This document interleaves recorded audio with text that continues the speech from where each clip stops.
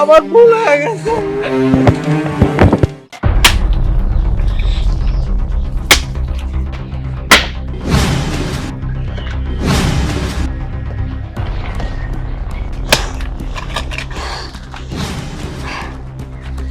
কবর রেডি, আমার বিষও রেডি। শুধুমাত্র ছলে বলে কলা কৌশলে এই বিষটা প্রয়োগ করতে পারলেই কেল্লা ফতে। ঠিক আছে, লাশটাকে টেনে হিসড়ে এখানে নিয়ে এসে ফেলে দিলেই ব্যাস।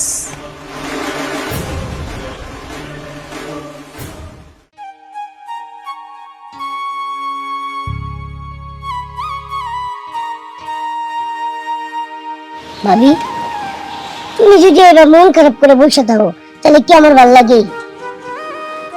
কি করবো ক? ঘরে যদি সতীন থাকে তাইলে কি আর মন ভালো থাকে? ভাবি, তুমি সকাল দিয়ে কিচ্ছু খাও নাই। এই যে দেখো, তোমার লেগে কত কিছু নিয়ে আইছি। এই যে মুরগির মাংস, তারপরে সবজি, নাও খায় নাও। আমি খামু না, আমার কোনো কিছুই ভাল লাগতেছে না। ভাবি, তুমি যদি না খেয়ে থাকো তাহলে তো তোমার শরীরটা দুর্বল হয়ে যাবো গা। তুমি দিন দিন অসুস্থ হয়ে যাবা। তোমার আমি ভালোবাসি না, তুমি আর কইতাছি খায় নিতে খায় নাও। তুই আমার কথা কত ভাবস, অথচ দেখ যার ভাবার কথা সে কিন্তু একবারের জন্য আমার কথা ভাবে না। আমি খাইলাম না না খাই আসি এগুলো কখনোই চিন্তা করে না। তুই একমাত্র এই বাড়িতে যে কিনা আমারে অনেক ভালোবাসস। ভাবি, আসলে হয়েছে কি, তুমি কোনো চিন্তা করো না, একদিন না একদিন সব ঠিক হয়ে যাবো। তুমি এত কথা ভাব দিয়া আমি খায় না। আচ্ছা ঠিক আছে, খাইতাছি। তুই কইলি বলে খাইতাছি, না খাইলে তো আবার রাগ করবি, কষ্ট পাবি, পরে তুইও খাবি না। তোর কথা চিন্তা করেই খাইতাছি, তা নাইলে আমি খাইতাম না। তুই খাইছ? হ্যাঁ, আমি খাইছি। মা খাচ্ছে তো।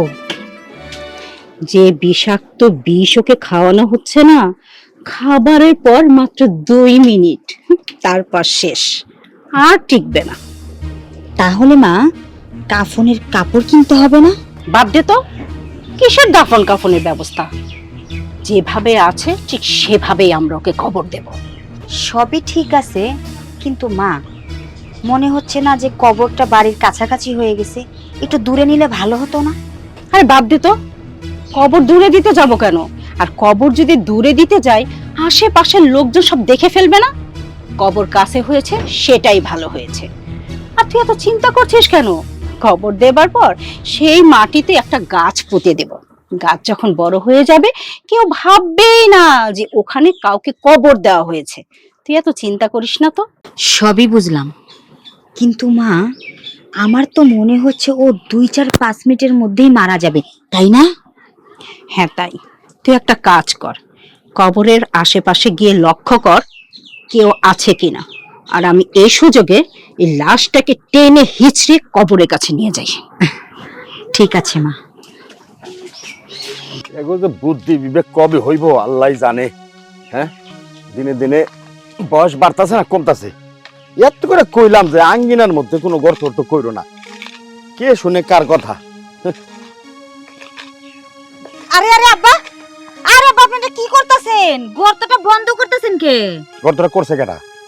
এই আমি করছি। কেন করলা? হইছে কি আব্বা, অনেক শখ কইরা বাজার থেকে একটা লিচু গাছ নিয়ে আইছি। ভাবছি এই জায়গায় গাছটা রোপণ করবো, এই জন্য গর্ত করছি। বোমা, লিচু গাছের কি বাড়িতে অভাব আছে?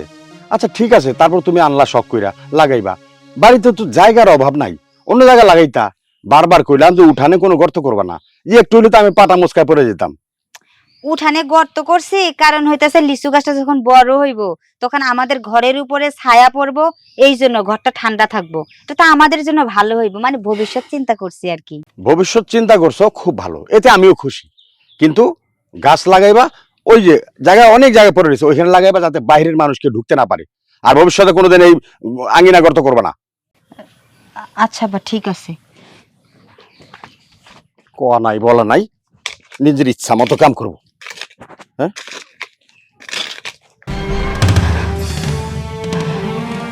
হায় হায়, এটা কি হইল?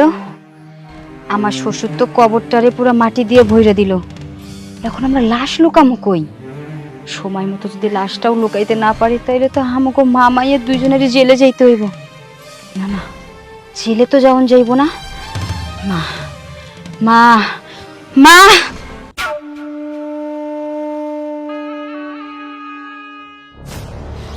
অনেক দিন ধরে তুই আমার মেয়েকে অনেক জ্বালাইছস। আমি মা হয়ে সেটা সহ্য করতে পারি নাই। তাই তোর প্রতিশোধ নেওয়ার জন্য আজকে আমি এই রশিটা রেখেছি। একটু পরেই তো তুই শেষ। তোর কাফনের ব্যবস্থা না করলেও দাফনের ব্যবস্থা আমি করব। এই যে রশি, এই রশি দিয়ে বেঁধে তোকে টেনে হিচড়ে আমি কবর দেব। দেওরা, তোমার মতন দেওর থাকলে কি আর মন খারাপ করে থাকা যায়? ভাবি, আমিও চিন্তা করছি তোমার মতো একটা ভাবি দেখলে মনে করো যে আমার মতো দেবরের আর কোনো চিন্তা নাই, সব সময় হাসি খেলাধুলার মধ্যেই থাকবো। তুমি নিজেই কিন্তু একটা কমেডিয়ান, তুমি কি এটা জানো? আমি কমেডিয়ান? ও, কেমনে কেমনে কেমনে? এই যে মজার মজার কথা কও, আর তোমার চেহারা দেখলে তো এমনিতেই হাসি পায়। তাই নাকি? তোমার আবার একবারে ঠিক হারুন কিসিনের বইয়ের নাম দেয়া দেয়, ওই যে বরিশালের ছেড়িটা আছে না, ওইটার মতো। তাই নাকি? হ্যাঁ। ওই সেরি কি অনেক সুন্দর? ও, ওইটা মাঝে মাঝে কয় কি ওয়াকি ওয়াকি এবার কয়। আমি এত বিষাক্ত বিষ খাওয়ানোর পরেও ও এখনো মরে নাই। এ তো সুন্দরভাবে কথা বলে যাচ্ছে। তাহলে কি হলো? আমার মেয়ে কি কোনো ভুল করে ফেললো?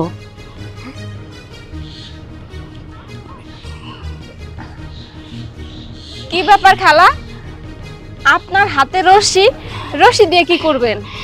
ও, আসলে রাস্তা দিয়ে যাইতেছিলাম তো দেখি রশিটা পড়ে রয়েছে, তাই চিন্তা করলাম কখনো যদি কোনো কাজে আসে, নিয়ে আসলাম বাড়িতে। খালা, আপনি কত ভালো মানুষ, আপনার চেহারা দেখলেই বোঝা যায়। আপনার মধ্যে কত মায়া, মানুষের প্রতি ভালোবাসা, মানুষের সঙ্গে কত ভালো ব্যবহার করেন।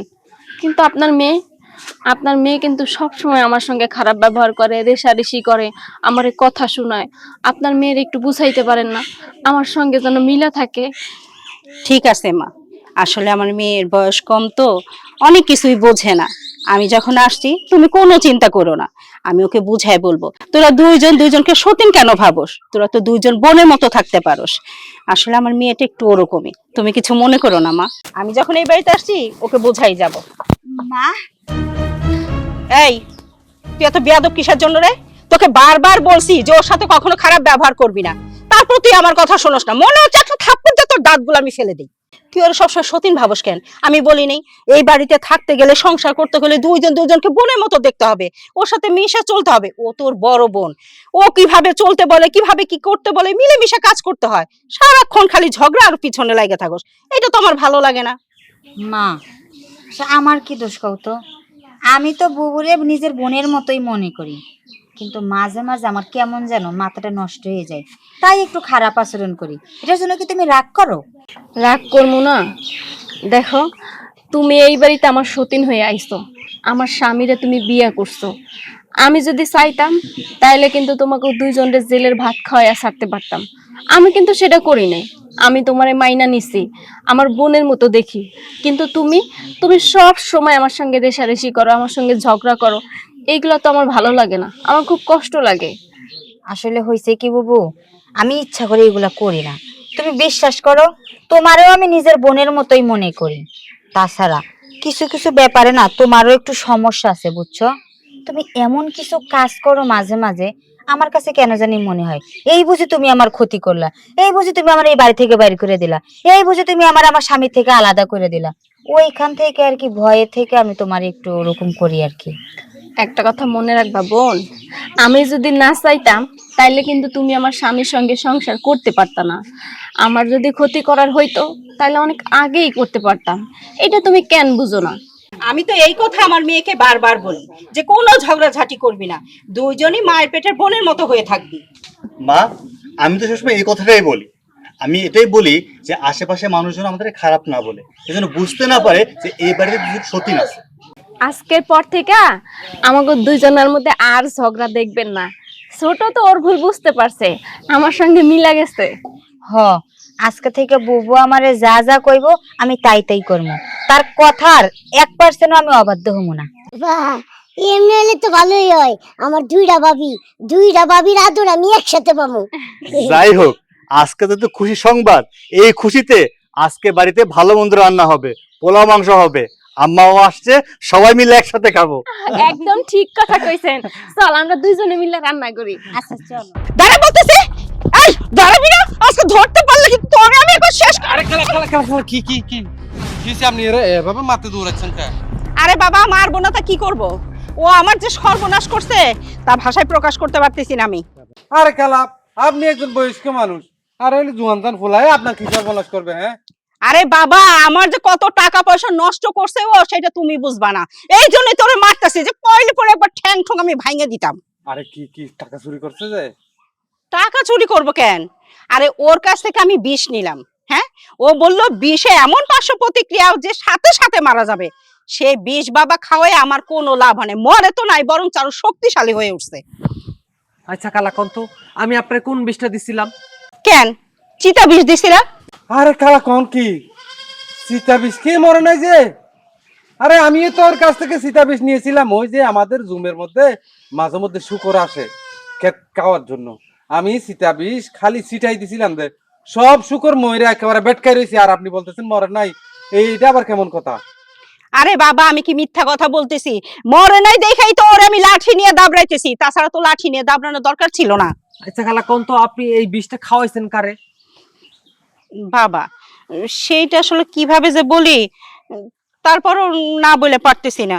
ওই যে আমার মায়ের বিয়ে দিছি, সেই ঘরে একটা সতীন আছে। ওই সতীন রে মায়েরে ফেলার দেওয়ার জন্যই তো ওই বিষটা নিয়েছিলাম, ভাতের সাথে মিশাইও খাওয়াইলাম। কিন্তু অবাক কাণ্ড, সে তো মরেই নাই, বরং আরো সেই শক্তিশালী হয়েছে, সেই হাইসে খুশা কথা বলতেছে। এইটা কোনো ঘটনা হইলো? হ্যাঁ, আরে বাবা, বিষে কাজ করে না তো কি হয়েছে? আপনি তো আমার কাছে আইতে পারতেন। আপনার কি মনে হয় আমি শুধু বিষই বিক্রি করি? বিষ কিন্তু বিক্রি করি না আমি, তার পাশাপাশি কিন্তু একজন কন্ট্রাক্ট কিলার, বুঝছেন? আপনার তো ওরে মারতে হয়, আপনি আমার কাছে আইতেন, আমার লগে কন্ট্যাক্ট করতেন, আমি ওরে মাইরে একদম সাফা সাফা করে দিতাম। কি বলো বাবা, সেইটা তো আমি জানি না। ঠিক আছে, তুমি যখন এত করেই বলতেছো, তাহলে একটা কাজ করি, তোমার আমি কন্টাক্ট করি, যেমনি হোক যেভাবেই হোক, তুমি ওরে ময়রা করে ফাতা ফাতা করে দাও। আচ্ছা, এর লেগে কিন্তু বড় সড় অ্যামাউন্ট দিতে হইব আপনার। আরে বাবা, তুমি টাকা পয়সা নিয়ে কোনো চিন্তা করো না, তুমি এমন একটা কাজ করে দাও যাতে আমার মেয়েটা অন্তত সুখে শান্তিতে বাস করতে পারে। আচ্ছা, এটা নিয়ে আপনি কোনো চিন্তা করতে হইব না, আপনি আমার শুধু লোকেশনটা আর অ্যাড্রেসটা জানাই দিন, আপনার কাজ হয়ে যাইব। এবার যান। ঠিক মানুষ মারবি? আরে হ্যাঁ, মাঝে মধ্যে এটা একটু করতে হবে, বুঝছিস? বড় সড় অ্যামাউন্ট দিব। তুই না ভালো হয়ে গেছিলি। আরে দূরও, মানুষ কি কখনো এই সমস্ত যারা করে তারা কি ভালো হয়? কখনো ভালো হয় না। মাঝে মধ্যে দুই একটা কোম্পানি ওটা করি দেই, তুই কিন্তু কারো কবি না। তোমরা কি বুসু বুসু করতেছো? না খালা, ঠিক আছে, ওর কিন্তু হাত ক্লিয়ার, মানে মিস হয় না। একবার কিন্তু মিস করছো, আর একবার কিন্তু মিস করো না। যদি মিস করো না, ওই লাঠির বাড়ি কিন্তু একটা মাটিতে পড়বো না। আর মনে রাখো, টাকার ঘাও কলজার কাছে। আজকে ওর মধ্যে বাইসে গেলাম, বুঝছস? যাও আমার জন্য। হ্যাঁ, ধন্যবাদ রে। চল। ওই আচ্ছা, তুই সত্যি করে একটা কথা বলতো, তুই কি ভাতের মধ্যে আসলেও বিষ মিশাইছিলি? আরে মিশাইছিলাম তো, আমার কাজে কি কোনো সময় মিস্টেক হয় নাকি? কিন্তু বিষয়টা হইলো, বিষ খাইলো ঠিকই কিন্তু মরলো না, কাহিনীটা কি? আমিও তো জিজ্ঞেস করতেছি যে আসল কাহিনীটা কি। আরে আসল কাহিনী তোমার বিষে। আমার মনে হইতাছে কি জানো, তোমার বিষের মধ্যে যত সমস্যা আছে, এই বিষের জন্যই ওই সমস্যা হইতাছে তোমার ওই বিষে। আমার মনে হইতাছে কি জানো, তোমার বিষের মধ্যে যত ঝামেলা। আমার বিষে কোনো ঝামেলা নাই। আরে যার কাছ থেকে আমি বিষ আনছি, সে একজন পাকাপোক্ত লোক, তার বিষে কোনো ভেজাল থাকতে পারে না। আরে আরেকজনের সাথে দেখা হয়েছিল, সে বলল তার বিষে ভালো কাজ করে, তার আশেপাশে মানে বাড়ির আশেপাশে বলে শুকরে আসতো, এই জন্য ওর কাছ থেকে বিষ নিয়ে সে ছড়াই দিছে, শুকর সব খায় মারা গেছে। তাহলে এই বিষ খাইয়ে শুকর মরতে পারে, জন্তু জানোয়ার আরো মরতে পারে, তাহলে মানুষ মরবো না কেন?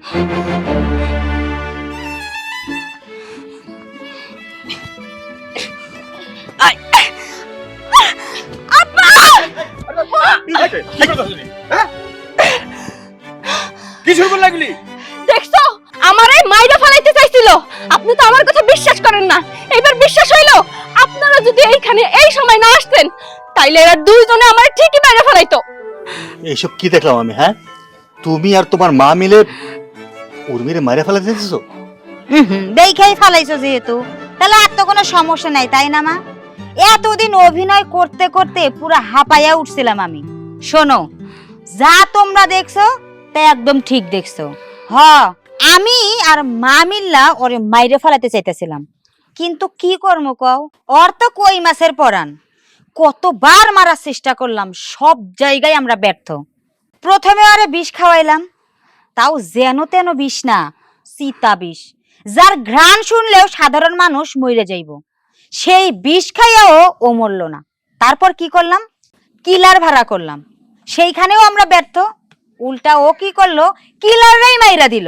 তারপরে এখন দেখেন, ওরে রশি দিয়া মারতে চাইলাম ফাঁসিতে ঝুলাইয়া, সেখানেও আমরা ব্যর্থ। আমার মনে হইতাছে ওর কপালে কোনো মরণ নাই, ও মরবো না, ও মনে হয় অমর। তুই তো আমার মারতে পারবি না। শোন, তুই যেদিন বউ হয়ে এই বাড়িতে আইসোস সেদিনই আমি বুঝা গেছিলাম আমার কপালে দুঃখ আছে, আমার চোখ কান খোলা রাইখা চলতে হইব। তুই আমারে বিষ খাওয়া মারতে চাইছিলি? আরে তুই যেদিন এই বাড়িতে আইসোস সেদিন থেকে আমি প্রতিদিন এক ফোঁটা করে বিষ খাইতাম। এখন আমার পুরো শরীর বিষে বিষাক্ত হয়ে গেছে, তাই ওই বিষ আমার শরীরে কাজ করে নাই। তারপরে তুই কিলার ভাড়া করছস? ওই কিলার আমার সঙ্গে পারে নাই তো, কারণ আমি ক্যারাটি শিখছি বিয়ার আগেই, সেই জন্য কোনো কিলার আমারে মারতে পারে নাই। আর এখন গলায় ফাঁসি দিতে চাইছিলি? আমি সব সময় সতর্ক থাকি, কারণ আমি জানি তুই যে কোনো মুহূর্তে আমার ক্ষতি করে দিতে পারস, আর সেই জন্যই আমি রশিটা সঙ্গে সঙ্গে সরাই দিছি। একটা কথা মনে রাখবি, আল্লাহ যতদিন আমার হায়াত দিছে আমি ততদিনই বাঁচমু, তার আগ পর্যন্ত তোরা কেউ আমার কোনো ক্ষতি করতে পারবি না। তার মানে আব্বা, এতদিন এই বাড়িতে যা ঘটছে, যা শুনছি, সব সত্যি। তুমি আর তোমার মা মিল্লা ওরে মারতে চাইছো। সি সি সি, আর আমি তোমার পক্ষ নিয়া উল্টা ওরে বকছি। বুঝতে পারছি, সংসারে অশান্তির একমাত্র কারণ হচ্ছে তুমি। তোমার নিয়ে তো সংসার করা যাবে না, তোমার আমি আজকে ডিভোর্স দিব। কি কইতাছো তুমি এইগুলা? তোমার কি মাথা নষ্ট হয়ে গেছে? হ্যাঁ, আমি এত কষ্ট তো আমার একার জন্য করি নাই, আমি তো তোমারে ভালোবাসাই করছি। তোমারে ভালোবাসে দেখে তো আমি তোমার ভাগরে দিতে চাই নাই, আর তুমি এখন আমার বাড়ি থেকে বের করে দিতে চাইতেছো। আমি কিন্তু এই বাড়ি থেকে যাবো না। চুপ কর। শোন, তুই যদি আমার ভালো চাইতি তাহলে সবসময় চিন্তা করতি কিভাবে আমার ভালো হবে, কিভাবে সংসারে ভালো হবে, আরেকজনের পিছনে লেগে থাকতি না। তুই আর তোর মা মিল্লা সারাক্ষণ ওর পিছনে লেগে থাকস, এই বাড়িটা নরক বানাই ফেলছস। আজকের পর থেকে তোকে দুইজনের মুখ আমি আর দেখতে চাই না। তুইও যাবি, তোর মাও এই বাড়ি থেকে যাইব। না না, আমি তো এই বাড়ি থেকে যাইতে পারবো না। বুঝতে পারছি তুমি আমারে মাফ করবা না বুবু। আমি এটা ভালোভাবে বুঝে গেছি যে তোমার ক্ষতি আমরা কোনোভাবে করতে পারবো না। তুমি আমারে মাফ করে দাও, আমি আর তোমার পিছনে লাগবো না। তুমি যদি আমার এখন মাফ না করো না, তাহলে হয়তো আমার বাড়ি থেকে বাইর করে দিব। আমি এই বাড়ি থেকে যাইতে চাই না। সত্যি তুমি ভালো হয়ে গেছো? সত্যি কইতাছি, বিশ্বাস করতেছ না তো? আমার মায়ের কসম, আমি সত্যি ভালো হয়ে গেছি। না না, কসম কাটা লাগবে না। ঠিক আছে, তুমি যেহেতু তোমার ভুল বুঝতে পারছো, আমি তোমারে মাফ করে দিছি। তবে এরপর থেকে কখনো আমার ক্ষতি করার চেষ্টা করো না। একটা কথা সবসময় মাথায় রাখবা, এই মানুষটা কিন্তু আমার স্বামী। একটা মেয়ে কিন্তু কখনো তার স্বামীর ভাগ কোনো মেয়ে মানুষকে দিতে পারে না, কিন্তু এই যে আমি তোমারে দিছি, তাই তোমার উচিত সব সময় আমার সঙ্গে ভালো ব্যবহার করা, ভালো হইয়া থাকা। আমি তো তোমারে আমার ছোট বোনের মতো মনে করছি, তাহলে কেন তুমি আমার সঙ্গে ঝগড়া করবা কও তো? ঠিক আছে বড় বৌমা, তুমি যখন ছোট বৌমারে ক্ষমা করে দিলা, কিন্তু আমার সিদ্ধান্ত এটা অটল থাকবো। বিয়াইন এ বাড়িতে থাকতে পারবো না, আর এখানে কোনোদিন আসতে পারবো না। যান বিয়াইন, আপনি নিজের বাসায় চলে যান। ঠিক আছে, আমার মেয়ের ভালোর জন্য আমি সব কিছু করতে পারি। যাই। আপদ বিদায় হলো। চলো বোন, আজকের পর থেকে আমরা দুইজনেই মিলামিশা থাকি, যা হয়েছে সব ভুলা যাও। চলো ভিতরে চলো। চল।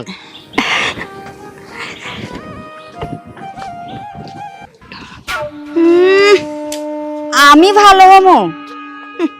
আরে এটাও তো আমার নাটকই ছিল।